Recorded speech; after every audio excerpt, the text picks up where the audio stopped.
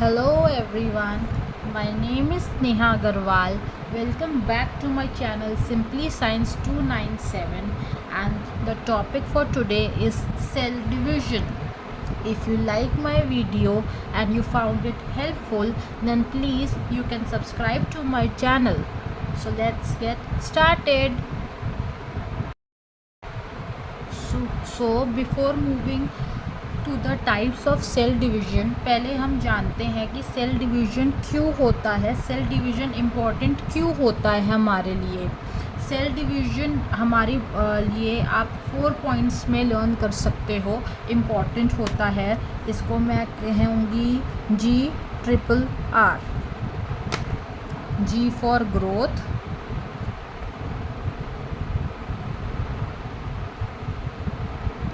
R for replacement,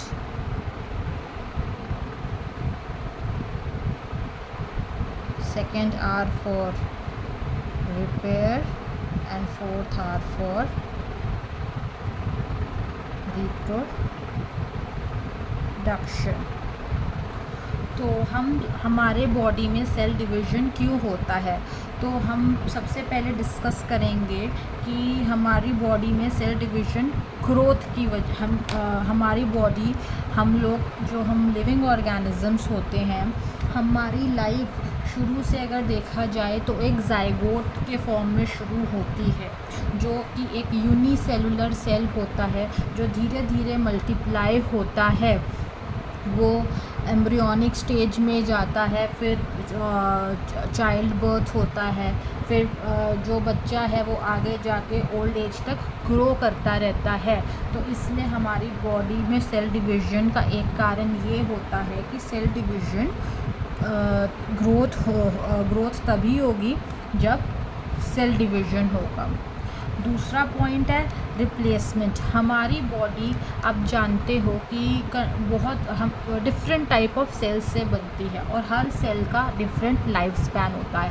for example अगर हम देखें तो WBC का लाइफ स्पैन होता है 12 to 20 डेज़, प्लेटलेट्स का होता है 7 to 10 days,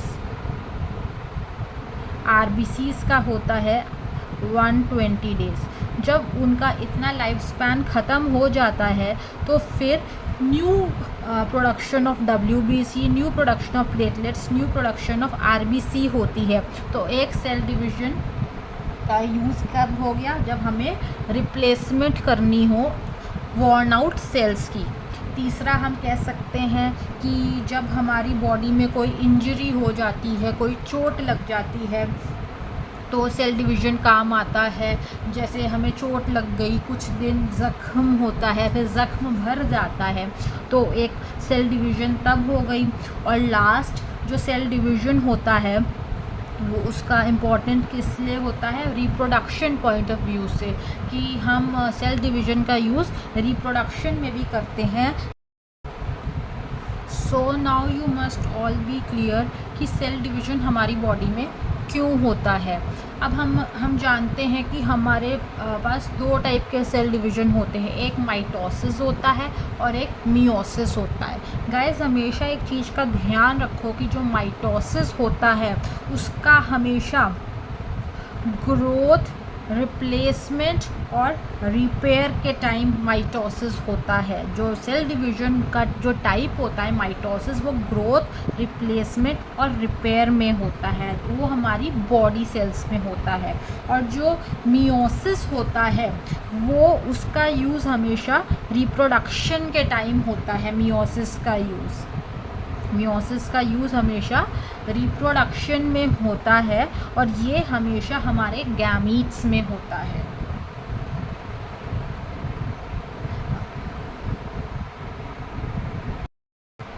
Now let's understand the basic difference between mitosis and that of meiosis।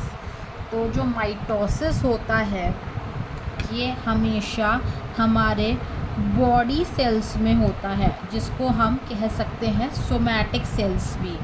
Somatic का मतलब बॉडी सेल्स में। जैसे जैसे कि मैंने आपको लास्ट उसमें बताया था कि लास्ट पार्ट में बताया था कि जो माइटोसिस होती है उसका हमेशा यूज़ ग्रोथ के लिए, रिपेयर के लिए और रिप्लेसमेंट के लिए होता है। अगर हमारी बॉडी को ग्रोथ की ज़रूरत हो तब माइटोसिस होती है, रिपेयर कुछ करना हो, चोट खरोच इंजरी हो तब माइटोसिस होता है, या जब कुछ रिप्लेस करना होता है, सेल्स की लाइफ स्पैन ख़त्म हो जाती है तो माइटोसिस होती है।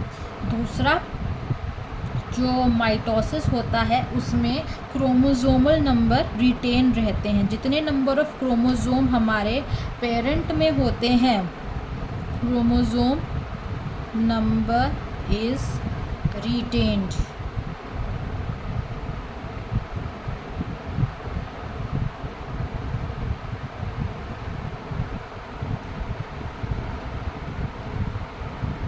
जितने क्रोमोसोम्स हमारे पेरेंट सेल में हैं उतने सेम नंबर ऑफ क्रोमोसोम हमारे डॉटर सेल में भी होंगे। ये एक सबसे इम्पॉर्टेंट पार्ट है माइटोसिस का। अब मियोसिस की तरफ चलते हैं। मियोसिस में जो मियोसिस होती है वो हमारे जर्म सेल्स में होती है। जर्म सेल्स जिसको हम कहेंगे गैमीट्स। फीमेल गैमीट पता है ना आपको, फीमेल गैमीट्स ओवम हो गया और मेल गैमीट हो गया स्पर्म सेल्स हो गया। तो जो मियोसिस होती है वो हमारे गैमीट सेल्स में होती है। और सेकंड, इसमें क्रोमोसोमल नंबर हाफ हो जाता है।